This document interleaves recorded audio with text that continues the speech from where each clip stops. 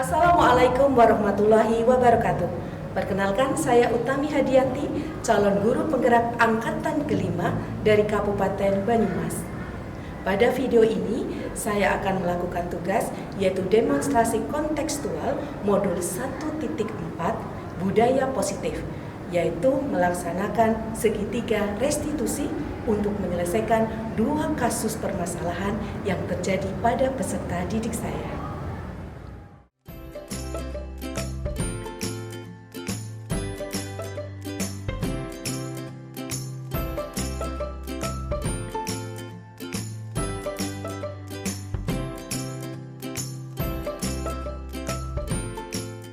Saya adalah guru mata pelajaran dasar-dasar pemasaran kelas 10 pemasaran 1.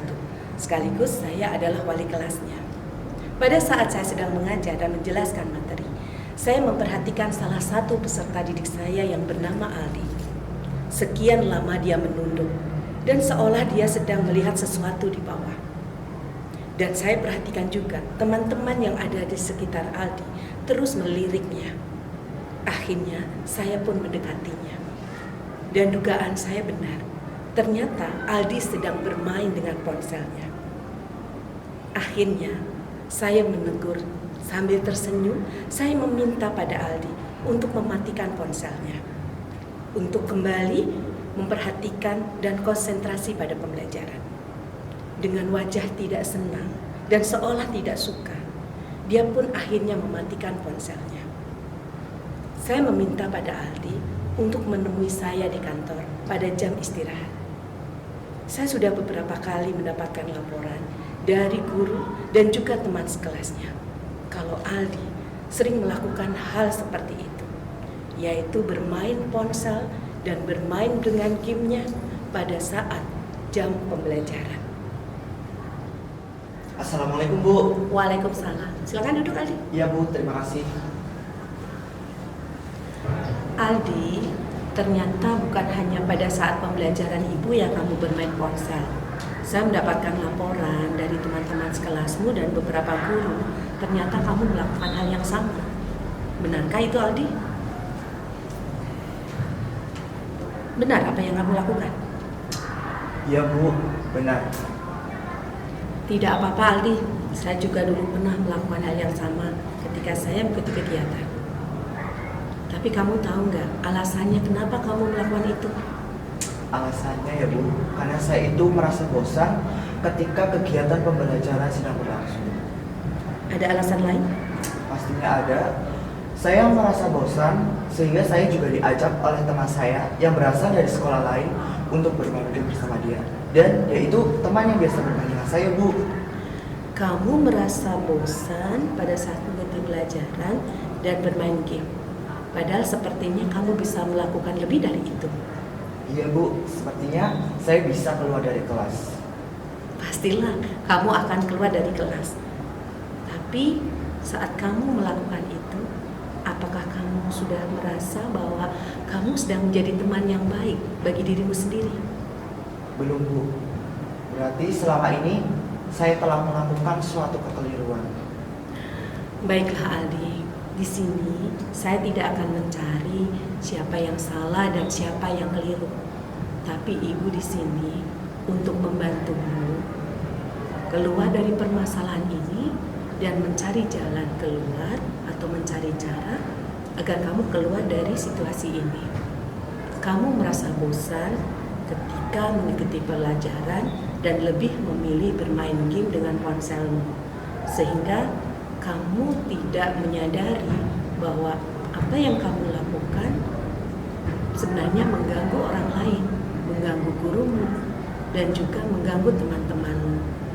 Kamu tak menghiraukan itu, kan? Tidak, Bu. Baiklah, Aldi. Sekarang kita bicarakan tentang keyakinan kita yang pernah kita sepakati. Kira-kira menurutmu keyakinan mana yang kamu langgar? Keyakinan tentang bagaimana cara kita menghargai dan menghormati orang lain.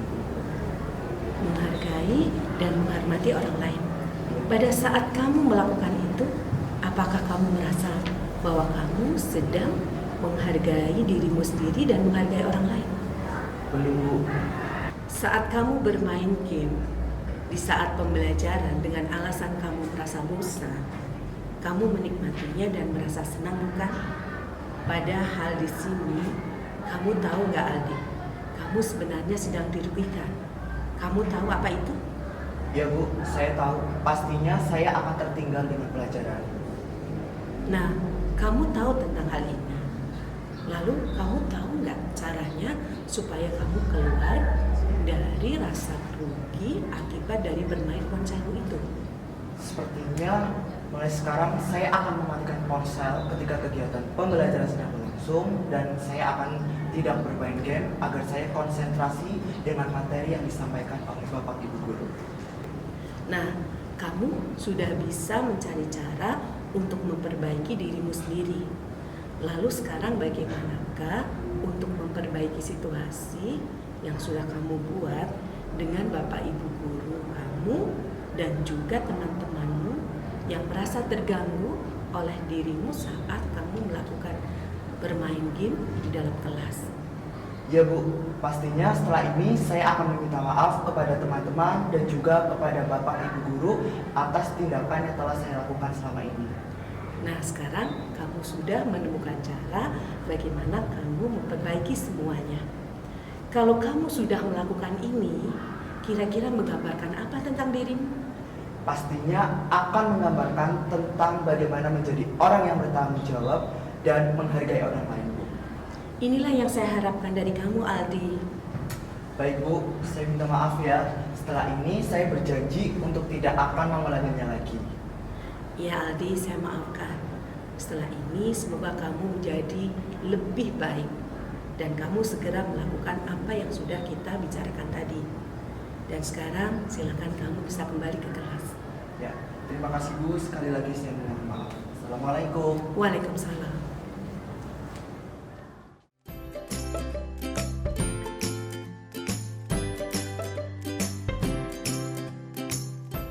Pada kasus yang kedua, saya akan praktik melaksanakan segitiga restitusi untuk menyelesaikan permasalahan yang terjadi pada peserta didik saya yang bernama Ria. Saya sebagai wali kelasnya Ria, saya mendapatkan laporan bahwa Ria berbuat tidak baik kepada temannya yang bernama Ani. Ria seringkali mengejek Ani. Bahkan bukan hanya itu saja, dia seringkali berkata kasar dan menghina Ani. Dan terakhir kali, Ria merusak buku Ani dengan cara menyiram air. Oleh karena itulah, akhirnya saya mengambil tindakan. Saya memanggil Ria pada saat setelah selesai jam pembelajaran. Ibu manggil saya, Bu. Iya, silakan duduk. Terima kasih, Bu. Ria, saya mendapatkan laporan dari guru dan juga teman-teman kelasmu. Katanya kamu seringkali mengganggu Ani, mengejek, menghina, bahkan berkata kasar. Terakhir kali katanya kamu malah sampai merusak bukunya Ani. Betulkah? Benar, Bu. Habis saya kesal sama Ani. Ya, saya paham. Tidak apa-apa.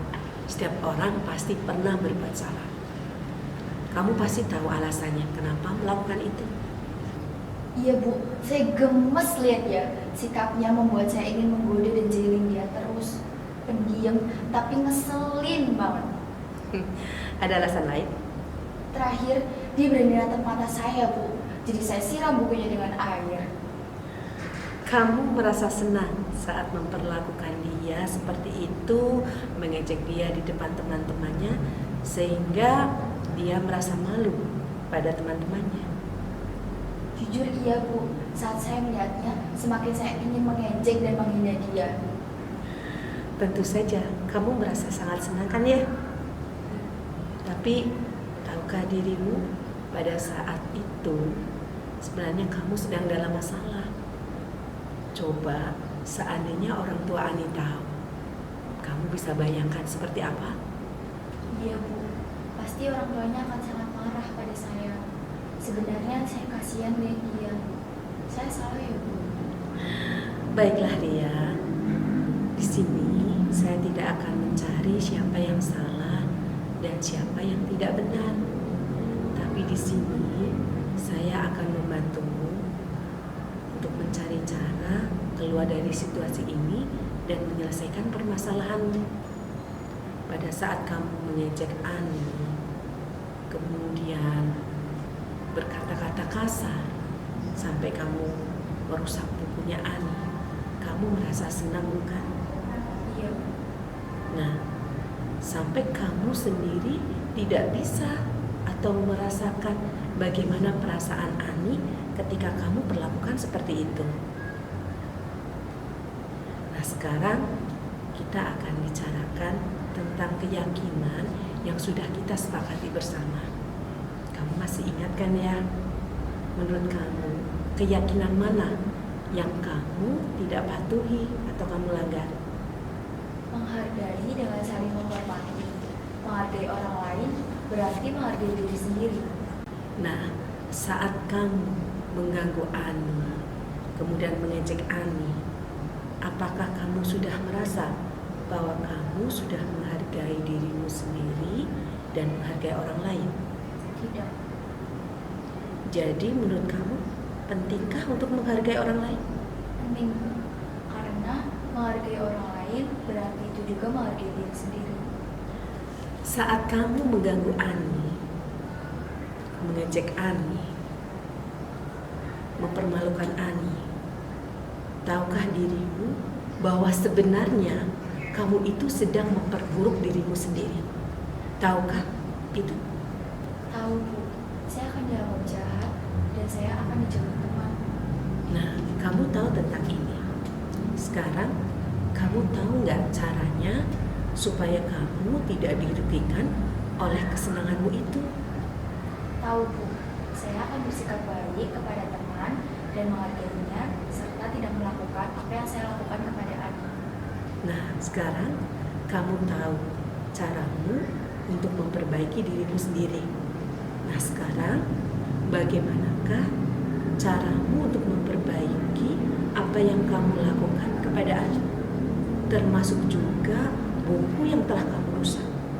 Saya akan meminta maaf kepada Ani, bahkan di depan teman-teman Ani. Dan saya bersedia untuk mengganti buku Ani yang sudah saya rusak. Bagus, sekarang kamu sudah menemukan bagaimana cara kamu memperbaiki situasi ini. Jika kamu sudah bisa memperbaikinya, kira-kira menggambarkan apa tentang dirimu? Saya menjadi orang yang bisa menghormati orang lain dan bertanggung jawab. Bagus, inilah yang saya harapkan dari kamu.